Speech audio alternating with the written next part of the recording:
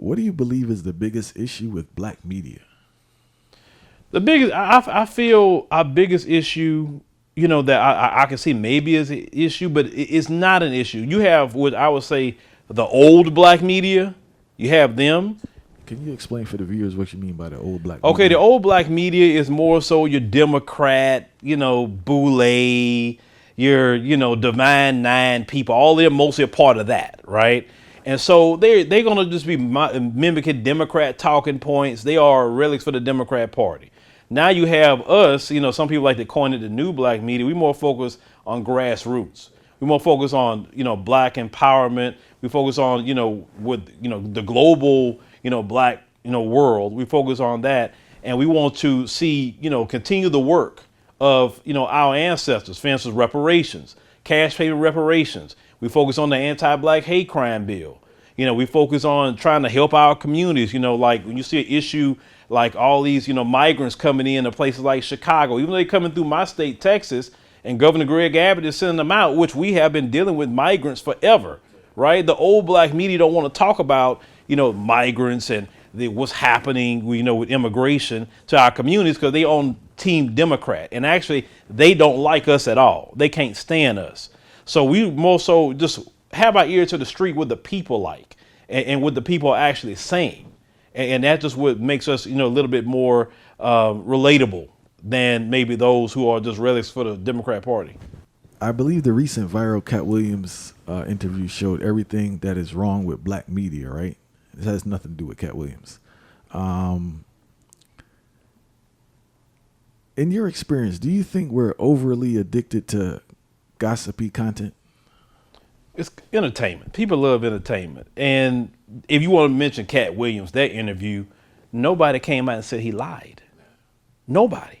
They explain it. Oh, it was this, it was that. But nobody said, I'm going to sue him because he lied on me. That's what I paid attention to out of all of that. Nobody said he lied about the Illuminati. He lied about all these rituals they are doing for money. Nobody came out and said he lied. Even when he talked about Ludacris. And he said that it was him and Ludacris at an Illuminati meeting, and one of them had to cut their hair to get $200 million. That's what he said, $20 million a movie. Ludacris come out with some rap. He didn't come out and say, man, I didn't go to that meeting. The cat lying. What is he talking about? So it's nothing wrong with that. Actually, the media's landscape today is beautiful because people get a voice. I would not even be where I'm at today if we did not have the landscape we have. So yes, people want to, know about sensational things, but you can get a lot of truth in it too. So no, the media landscape is beautiful today. Look, I know from experience, you got to literally put the truth with something, that's going to get people's attention, right? Because if I just make a video talking about how to start a business, they won't watch that. Listen, I know I've done it.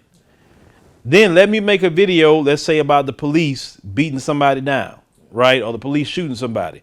They'll watch that. Now, this is what you have to do in this media landscape. You got to take how to start a business and funnel it into that what the police did. That because you already got their attention. You're not going to get their. Now, some people may like how to start a business, but if you want to get them, you got to funnel that in a mix of that while you got their attention. And that's what it takes, the skill to know how and when to insert certain things. But I mean, people, they want to be entertained. Unfortunately, people get drunk every weekend. People smoke up and get high every weekend. That's just really what it is, unfortunately. Well, obviously you know how to do it, but how difficult is it trying to find that balance and maneuvering to where you're providing entertainment, but at the same time you're educating and informing? Well, for me, I know when to joke at times. I know when to inform, but really our people learn something like on my podcast. I rail all day against the Democrat Party. I'm not joking. I'm not being sensational, but people can feel the message. People can feel the energy for what I'm doing. So people want to be educated. You just got to know how to do it. Because there are plenty of people that's educating all day long. You just got to resonate with the people. Because not everybody want to clown. No, not everybody want to do it. And some people want to do that, right? And that's okay because we should laugh sometimes. We shouldn't be always so serious because we're going to get downtrodden. Our mental health is going to be bad, etc. So no. Everything need to have its perfect work. That's what I would say. And being that you're from the South, right? Where did you get the global perspective or more Pan-African perspective with covering African news? In 2018, I did a story on the Ashinda Festival, actually in the Tigray region of Ethiopia. I had the ambassador for Ethiopia reached out to me at that time and say, hey, they saw my story. Would I actually like to go to Ethiopia and see Ethiopia for myself? So I was like, well, I'd never been before. I didn't even have a passport. I mean, I knew, like everybody else, the only thing I knew of Ethiopia was, Sally Struthers, Save the Children, right? I'm like, oh, just give me 10 cents a day and you can feed these poor children. I'm like, oh my God, I'm going over there. I said, okay, well, shoot, why not? I'll go see it. So when I took the first trip to Ethiopia, when I first got off the plane, I was upset. I was very upset. I was upset because when I got on the ground, and I didn't know what to expect. I felt a connection with the land, right? And I'm like, I felt like I've been there before. And I'm like, why nobody told me about this? Like, that's what I kept saying to myself. And then I was going through the airport, talking to everybody. It was just, definitely interesting, and people heard me speak. They would tell me, welcome home.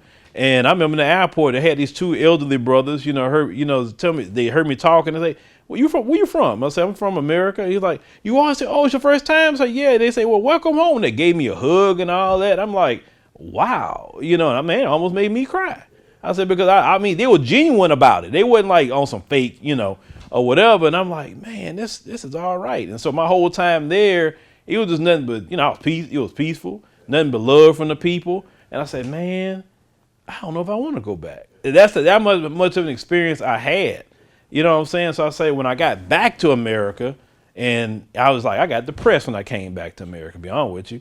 And I was like, God, something got to change. To say what I'm doing. Like I said, it's more than just what's happening with us in America. So we have a whole group of black folks we're not even talking about globally. So that's why I switched everything to African Diaspora News Channel. Some people didn't like it. But I would say we gained more doing it than what we were doing before.